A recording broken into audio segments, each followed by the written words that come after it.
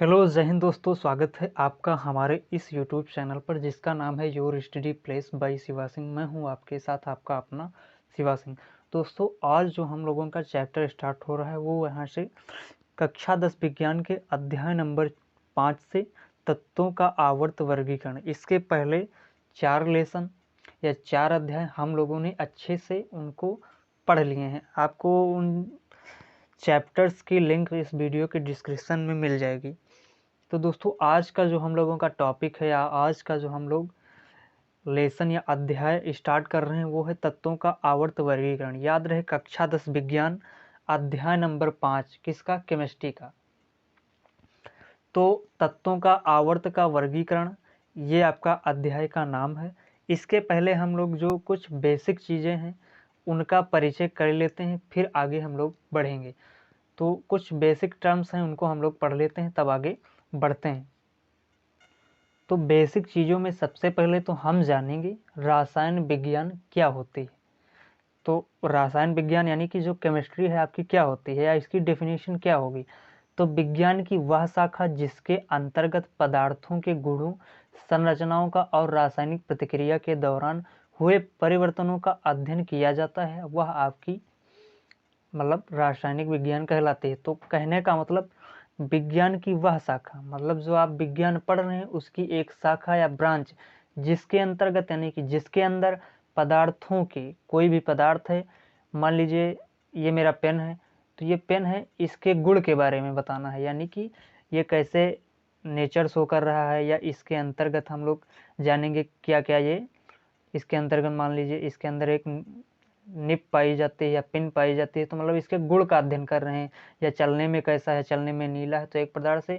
तो ये कहने का मतलब कि आपको केमिस्ट्री के लैंग्वेज में क्या कहना है, तो अंतर्गत पदार्थ, जो पदार्थ पाए जा रहे हैं उनके गुण के यानी कि गुणों के बारे में, वो कैसा नेचर शो कर रहे हैं उसके बारे में हम लोगों को, और संरचना या वो कैसे स्ट्रक्चर है उनका, कैसे उनकी बनावटी है, और रासायनिक प्रतिक्रिया के दौरान हुए परिवर्तनों का, यानी कि किसी कंपाउंड की किसी अगले कंपाउंड से जब आप उसकी आपस में रिएक्शन कराते हैं या आपस में प्रतिक्रिया कराते हैं तो उसके दौरान जो प्रोडक्ट या उसमें क्या क्या परिवर्तन होता है, तो जो उसका हम लोग अध्ययन करते हैं उसी को रासायन विज्ञान कहते हैं। इसका शाब्दिक विन्यास, विन्यास मतलब होता है अलग, रसायन मतलब रसायन विज्ञान का अगर आप लोग शाब्दिक विन्यास करते हैं यानी कि शब्दों का अलग अलग विन्यास करते हैं, तो रस प्लस आयन, रस का मतलब जिसका अर्थ होता है अध्ययन, रसों का अध्ययन, अर्थात रस आयन, आयन मतलब अध्ययन, रस मतलब द्रवों का अध्ययन या कह सकते हैं द्रव्यों का अध्ययन। अब द्रव्य की बात आती है तो द्रव्य क्या होती है, तो ब्रह्मांड में जितनी भी चीजें हैं वो क्या है, आपकी द्रव्य हैं। द्रव्य वे होते हैं जिनमें द्रव्यमान होता है। मान लीजिए ये मैं हूँ या आप हैं, या मान लीजिए कॉपी, ये पेन है, तो ये पेन है, तो ये मान लीजिए इसका कुछ वेट होगा या भार होगा, तो ये आपका क्या हो गया, एक द्रव्यमान है। ये यहाँ पर रखा तो इसने कुछ आयतन या कुछ मान लीजिए कुछ स्ट्रक्चर, एक प्रकार से इसने अपने आप में एक स्थान घेरा। तो द्रव्य वे होते हैं जिनमें भार या द्रव्यमान तथा स्थान घेरने का गुण पाया जाता है, उसे हम लोग क्या कहते हैं, द्रव्य। तो द्रव्य में मतलब ब्रह्मांड मतलब सारे विश्व में जितनी भी चीजें पाई जा रही, पेन, कागज, कलम, हम, आप, जितनी भी चीजें हैं वो सब क्या हैं, द्रव्य हैं। तो वही कहने का मतलब, पहले आप समझिए रासायन विज्ञान वो क्या होती है। तो असली केमिस्ट्री जो आपकी है वो इसी चैप्टर से स्टार्ट होती है। तो स्टार्ट होती है वो आप पढ़ेंगे फर्स्ट ईयर इंटर में। हालांकि ये आपको थोड़ा बहुत केमिस्ट्री का नॉलेज देने के लिए तत्वों का आवर्त वर्गीकरण ये चैप्टर आप में दिया गया है। अब मान लीजिए रसायन विज्ञान की परिभाषा हमने आपको बता दी या आपने अच्छे से समझ भी लिया। अब जिसका अर्थ मतलब रस, मतलब ऐसे आप किसी भी चीज को उसके नाम से पहचान सकते हैं। रस मतलब द्रव, किसी चीज का कहें रस निकला मान लीजिए तो वो एक प्रकार से द्रव। द्रव मतलब द्रव्य, द्रव्य की 3 अवस्थाएं पाई जाती हैं, ठोस, द्रव, गैस। तो कोई भी चीज है वो या तो ठोस में होगी या वो फिर लिक्विड फॉर्म में होगी या सॉलिड होगी, मतलब ये सब उसकी फॉर्म है। तो ऐसे हम लोगों ने रसायन विज्ञान का परिचय पढ़ लिया। अब आगे बढ़ते हैं। ये सिर्फ आपके बुक में नहीं मिलेगा, ये सिर्फ मैं अपनी तरफ से, अपनी साइड से आपको बता रहा हूँ। केवल ये बेसिक चीज़ें, जब आप इन चीज़ों को जानेंगे तभी आगे आप इस चैप्टर को समझ पाएंगे, इसीलिए मैं इनको बता रहा हूँ। और इसमें केवल एक ही मैं टॉपिक पढ़ाऊँगा, डायवेरॉन-ट्रिक, उसी को हम लोग आज पढ़ेंगे। बस इतना ही करके इसको समाप्त करेंगे, मतलब फिर नेक्स्ट टॉपिक देखेंगे इसी चैप्टर का। तो परमाणु क्या होता है ये हम लोग जानेंगे। तो परमाणु क्या, कोई भी चीज़ है वो परमाणुओं से मिलकर बने हैं, मतलब हम आप, परमाणु एक प्रकार से इकाई है। मान लीजिए हम हुए, आप हुए, सूर्य, चंद्रमा, जो भी चीज़ है वो छोटी सी इकाई से, परमाणु से मिल करके बने। छोटा सा उसको हम लोग एटम कहते हैं। कोई भी चीज़ है, जैसे शरीर है, शरीर की एक इकाई क्या होती है, कोशिका होती है। मतलब जीवन की या शरीर की एक इकाई क्या होती है, कोशिका। वहीं से तो मनुष्य का शरीर, कोशिका, कोशिका से फिर ऊतक, ऊतक वही मतलब खाल, ऊतक से फिर ऊतक, अंग, फिर अंग से शरीर का निर्माण होता है। वैसे आपका क्या एक परमाणु है। तो जितनी भी चीज़ें हैं ब्रह्मांड में वो परमाणुओं से मिलकर बनी हैं, छोटे छोटे एटम से मिलकर बनी हैं। तो जब परमाणु से मिली हैं तो परमाणु की कुछ संख्या भी होंगी। तो परमाणु की संख्या, जितने उसके पास प्रोटॉन होंगे, मान लीजिए कोई आपके पास परमाणु है, कोई एक परमाणु है, उसके पास जितने, मान लीजिए ये एक परमाणु है, उसमें क्या है, एक नाभिक पाया जा रहा है, और नाभिक में आपके क्या है, न्यूट्रॉन, प्रोटॉन और जो इलेक्ट्रॉन होते हैं, ये परमाणु के चारों ओर चक्कर लगाया करते हैं। तो जो इसमें मतलब परमाणु की संख्या क्या होगी, तो परमाणु की संख्या वह होती है जितने उसमें प्रोटॉन पाए जाते हैं। तो मान लीजिए इसमें 12 प्रोटॉन पाए जाते हैं, तो इसमें परमाणु की संख्या क्या होगी, वो 12 ही होगी। तो परमाणु की संख्या, जितने उसके पास प्रोटॉन होंगे वही उसकी परमाणु की संख्या होगी। समझ पाए? यानी कि कोई भी परमाणु है और वो आपसे पूछ रहा है तो परमाणु संख्या क्या होगी, तो परमाणु में पाए जाने वाले प्रोटॉनों की संख्या परमाणु संख्या के बराबर होती है। जितने उसमें प्रोटॉन होंगे उसकी संख्या यानी कि परमाणु की संख्या वही होगी। दूसरी बात आती है द्रव्यमान संख्या। तो द्रव्यमान संख्या क्या होती है, तो द्रव्यमान संख्या का सूत्र या द्रव्यमान संख्या निकालने के लिए, कोई भी एटम है उसकी अगर द्रव्यमान संख्या निकालेंगे तो क्या होगी, प्रोटॉन प्लस न्यूट्रॉन, यानी कि जो प्रोटॉन की संख्या होगी प्लस न्यूट्रॉन की संख्या, उसको आपस में जोड़ देंगे तो आपके क्या द्रव्यमान संख्या निकल आएगी। कुछ उदाहरण मैं लेता हूँ, आप समझिए। जैसे हाइड्रोजन, हाइड्रोजन में परमाणु की संख्या 1 होती है और न्यूट्रॉन उसमें 0 पाए जाते हैं। और बताया क्या गया है कि जितने प्रोटॉन उतनी उसकी परमाणु संख्या। तो प्रोटॉन में न्यूट्रॉन कितने, परमाणु में प्रोटॉन कितने 1, न्यूट्रॉन कितने 0, तो इलेक्ट्रॉन कितने 1। तो हम लोगों को क्या ये ऐड करना है, प्रोटॉन प्लस न्यूट्रॉन, वही आपकी क्या होगी परमाणु संख्या। तो प्रोटॉन 1 है, न्यूट्रॉन 0 है, तो 1 + 0 यानी कि आपका 1 होगा। इसी प्रकार कार्बन, कार्बन में परमाणु की संख्या कितनी है 6 और न्यूट्रॉन की संख्या कितनी है 6 और इलेक्ट्रॉन की संख्या कितनी है 6। तो हमको निकालना क्या है, द्रव्यमान संख्या निकालनी है। तो द्रव्यमान संख्या निकालने के लिए हम क्या करेंगे, प्रोटॉन न्यूट्रॉन, किसी भी तत्व या किसी भी धातु अधातु की अगर आपको द्रव्यमान संख्या निकालनी है तो उस तत्व में जितने प्रोटॉन पाए जाते हैं, जितने न्यूट्रॉन पाए जाते हैं, उनको जोड़ दीजिए, वही उसकी परमाणु संख्या निकलेगी। जैसे मान लीजिए कार्बन है, तो कार्बन में आपको इसकी द्रव्यमान संख्या बतानी है। तो कार्बन में प्रोटॉन की संख्या कितनी 6, न्यूट्रॉन की संख्या कितनी 6। तो इन दोनों को आपस में, ये तो मैंने ऐसे इलेक्ट्रॉन बताने के लिए कर दिया है, लेकिन आपको क्या इससे मतलब है। तो 6 और 6 कितने हुए 12, तो ये इसकी क्या हो गई P+N यानी कि द्रव्यमान संख्या हुई।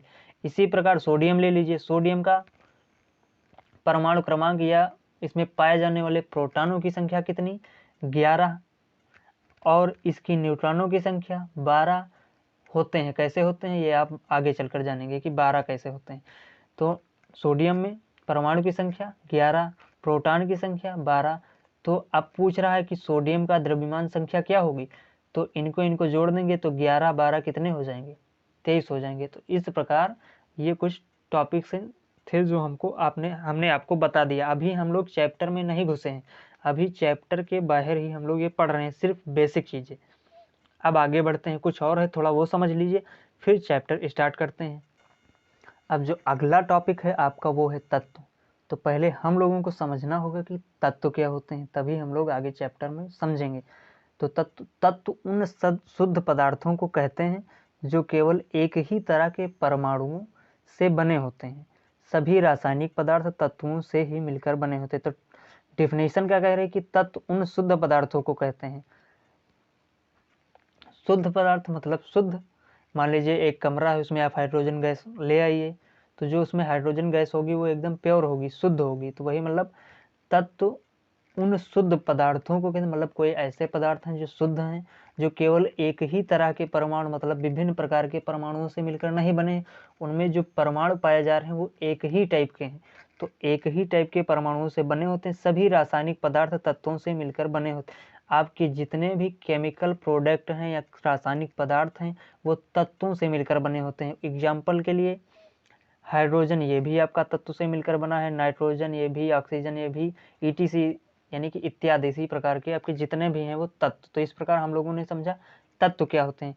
तो अभी तक अपनी दुनिया में या अपने संसार में या अपने कुल तत्व 118 ज्ञात किए गए हैं। मतलब अभी तत्वों की जो खोज हुई है वो मात्र 118 तत्व आपके खोजे गए हैं। इन्हीं को हम लोगों को आगे पढ़ना है।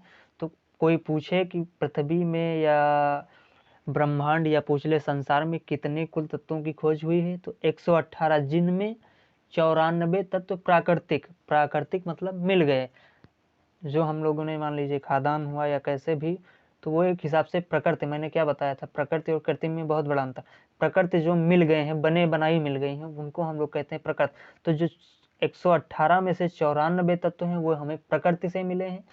मतलब मिलिए ऐसे समझिए कि कुछ खदानें हुई उसमें मिले, कुछ ऐसे मिल गए, कुछ कहीं मिल गए। तो एक प्रकार से वो बने बनाए मिले। 24 जो तत्व हैं आपके 94 में, और जो 24 तत्व बचे वो मानव निर्मित है। मान लीजिए साइंटिस्ट वैज्ञानिक आए तो उनमें 94 तत्व मिले, उनमें गबड़ घुसेर करके 24 और ऐड किए, तो वो टोटल आपके बन गए 24 तत्व। ये मानव निर्मित द्वारा हैं।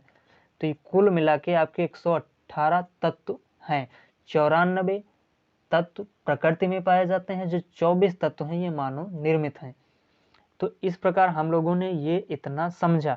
ये आपके बुक का कुछ भी नहीं है, मैंने सिर्फ अपने आप से बताया है। ये आपकी सिर्फ बेसिक चीज़ें हैं, तो इनको समझना बहुत आवश्यक है, तभी आप आगे चैप्टर समझ पाएंगे। अब आपका जो ये चैप्टर है ये कह क्या रहा है, पहले समझिए। तत्वों का आवर्त वर्गीकरण, मतलब जो पृथ्वी पर तत्व पाए गए तो उनका वर्गीकरण, मतलब उनको अलग अलग रखना। क्यों हम रखें उनको अलग अलग?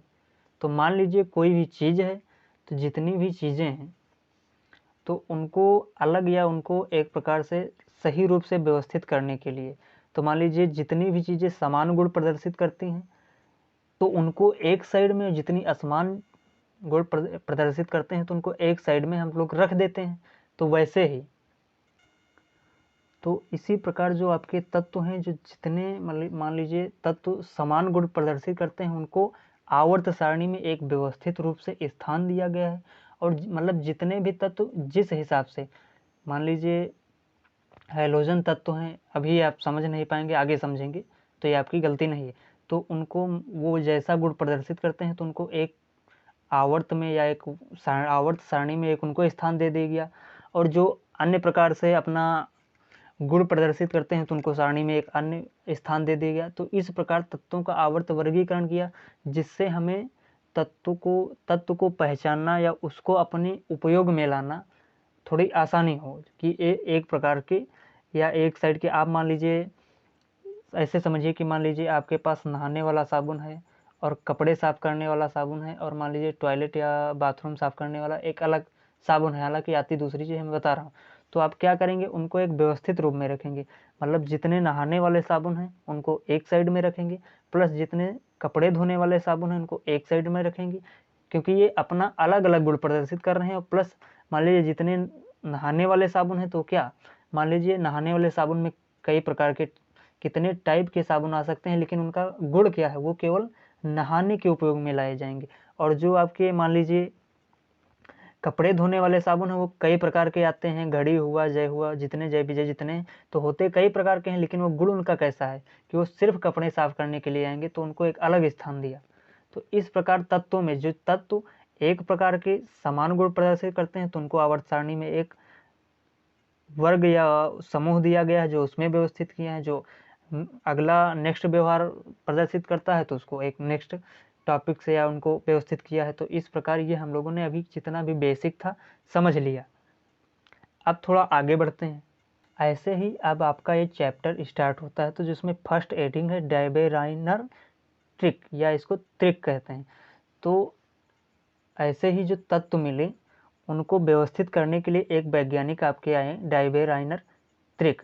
तो ये शायद 1817 ईस्वी में आए थे। और जब ये आए तो जब इन्होंने तत्वों को उनको व्यवस्थित रूप में स्थान देने के लिए आए, तब लगभग 33 तत्वों की खोज की गई थी। अब तो मान लीजिए 118 हुए, 94 प्राकृतिक मिले और 24 जो मानव निर्मित बनाए गए। लेकिन जब इनका टाइम था तो मात्र केवल 33 तत्व खोजे गए थे।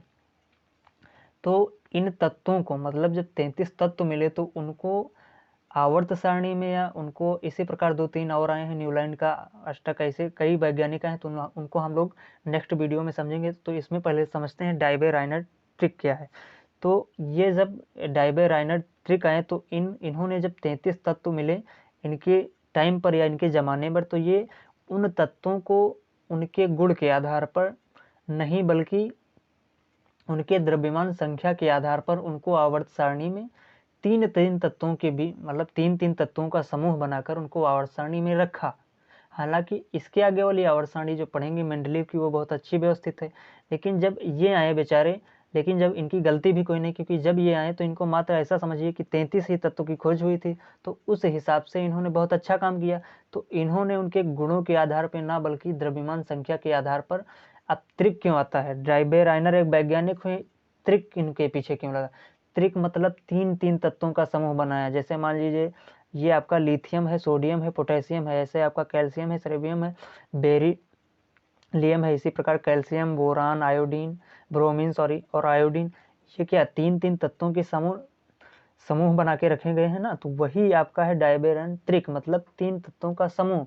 तो जब ये आए तो 33 तत्व की खोज हुई थी, तो इन्होंने क्या किया, उनको द्रव्यमान संख्या के आधार पर रखा। और कैसे, क्रम वाइज रखा। तो जैसे लिथियम आपका 3 नंबर पर आता है, सोडियम आपका 11 नंबर पर आता है, पोटेशियम का कितना है वो देख लेना आप लोग। तो पहले इन्होंने क्या अपना स्टेटमेंट दिया या क्या इन्होंने बताया वो हम लोग देखते हैं।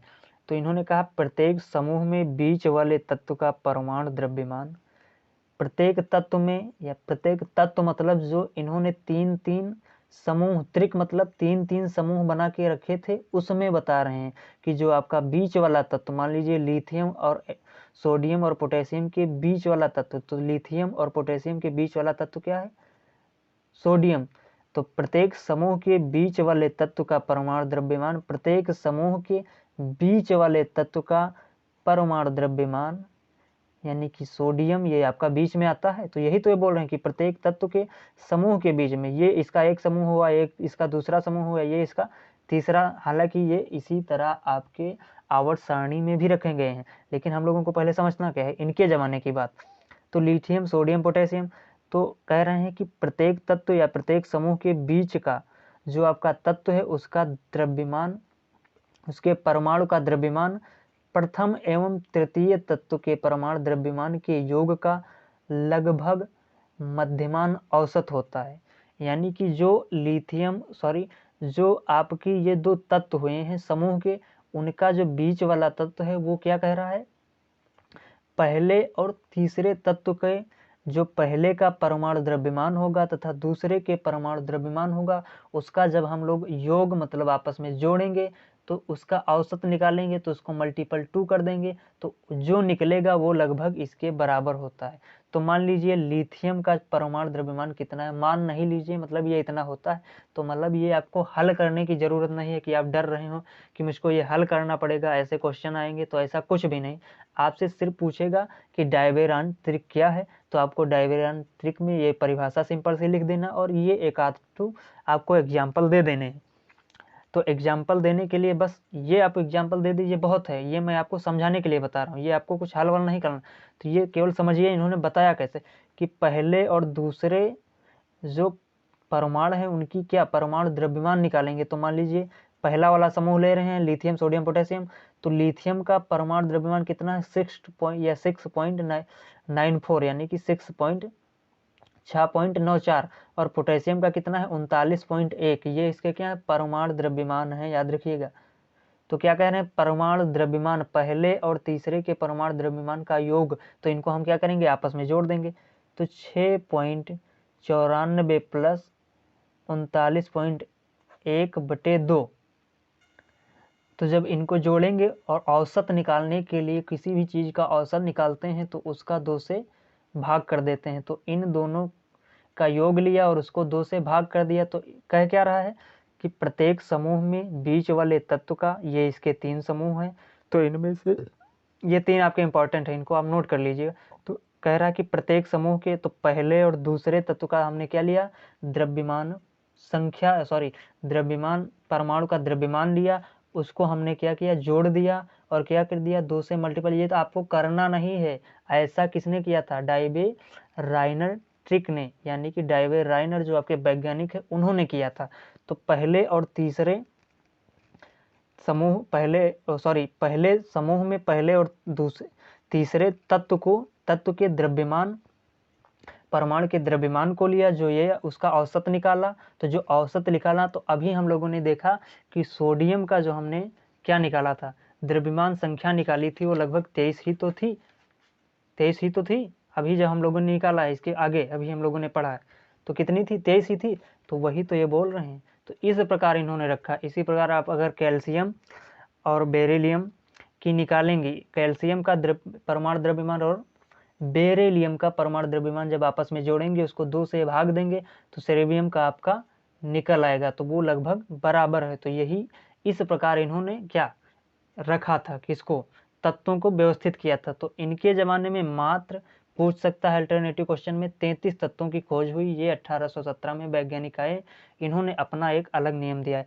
इसके बाद 2 वैज्ञानिक और आए हैं, न्यूलैंड का अष्टक का नियम और तीसरा आप पढ़ेंगे मेंडलीफ की आवर्त सारणी।